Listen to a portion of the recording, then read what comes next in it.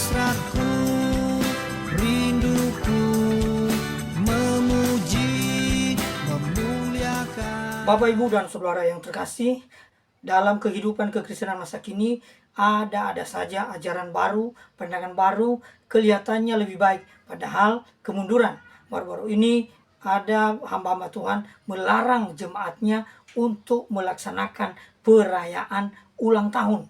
Nah, kemudian ini menjadi bahan diskusi kami dan membuat saya terbeban untuk membagikan kebenaran firman Tuhan supaya kita orang-orang Kristen tidak terjebak dalam pemikiran-pemikiran yang kelihatannya baru, padahal ini pemikiran yang sangat memprihatinkan. Itu artinya pemikiran yang tidak benar. Salah satu pandangan baru yang disampaikan kepada jemaat adalah supaya perayaan ulang tahun itu jangan dilakukan. Itu dilakukan oleh orang-orang kafir.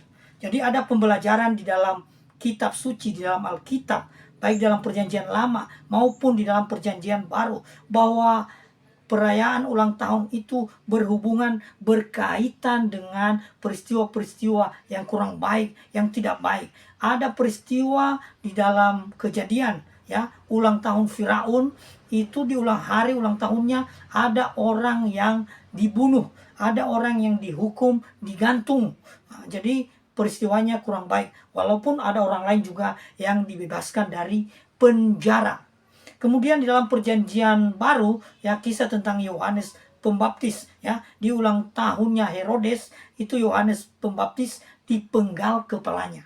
Ini berarti pada perayaan ulang tahun itu terjadi sesuatu hal yang kurang baik, terjadi pembunuhan terhadap seseorang, terjadi pengorbanan, pembunuhan terhadap orang lain di dalam perayaan ulang tahun. Maka dianggap bahwa ulang tahun itu adalah peristiwa-peristiwa yang kurang baik, kegiatan-kegiatan yang berhubungan dengan peristiwa kejahatan, pembunuhan, dan sebagainya.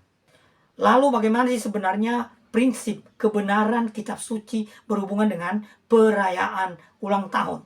Kalau dalam pandangan saya, dalam pikiran saya, bahwa tidak ada ayat yang secara eksplisit atau secara langsung memerintahkan atau juga melarang orang melaksanakan perayaan ulang tahun.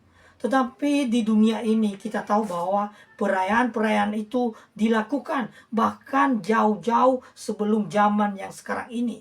Di dalam Kejadian, di dalam masa perjanjian lama, kegiatan-kegiatan perayaan ulang tahun sudah dilaksanakan.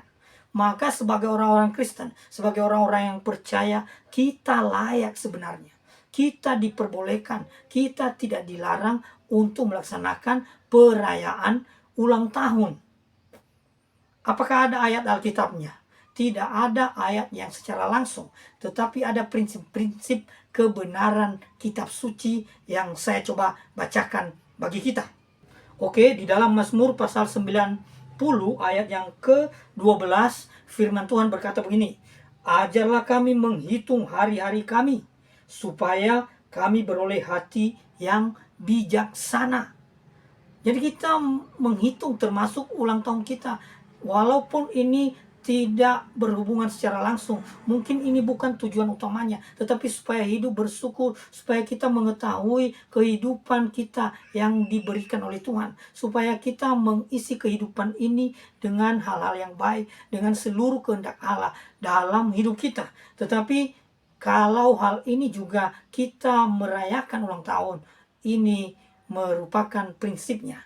Prinsipnya adalah mengingat bagaimana Tuhan telah berkarya di dalam kehidupan kita. Bagaimana usia kita telah bertambah, selayaknya kita mengoreksi diri, selayaknya kita membuat komitmen untuk kedepannya.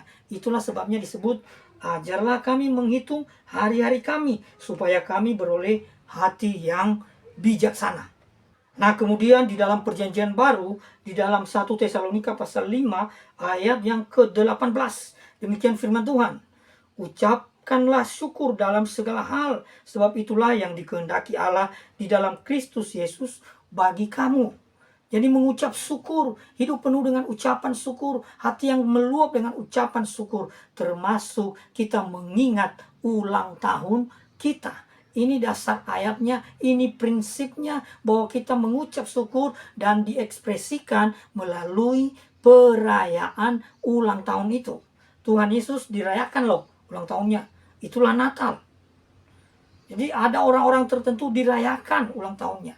Bagaimana dengan tiup-tiup lilin, potong kue, makan-makan, pesta pora, dan sebagainya. Ini adalah ekspresi sebenarnya. Ini tidak masalah, ini tidak dosa.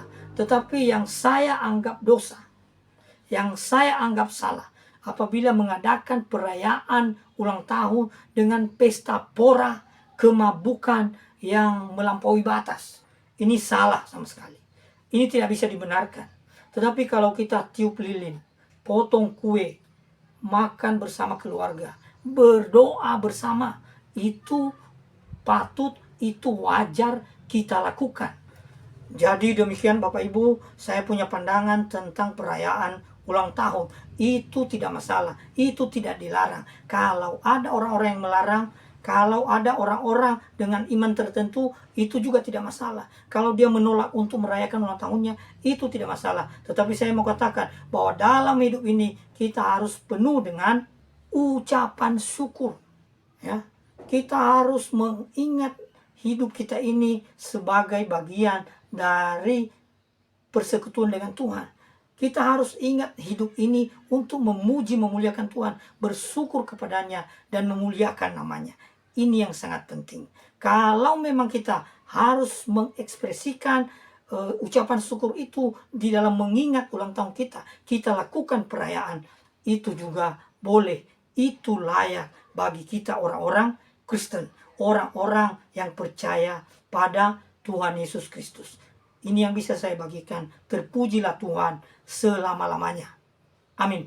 Hidup hasratku, rinduku, memuji, memuliakan, berjalan bersamamu selama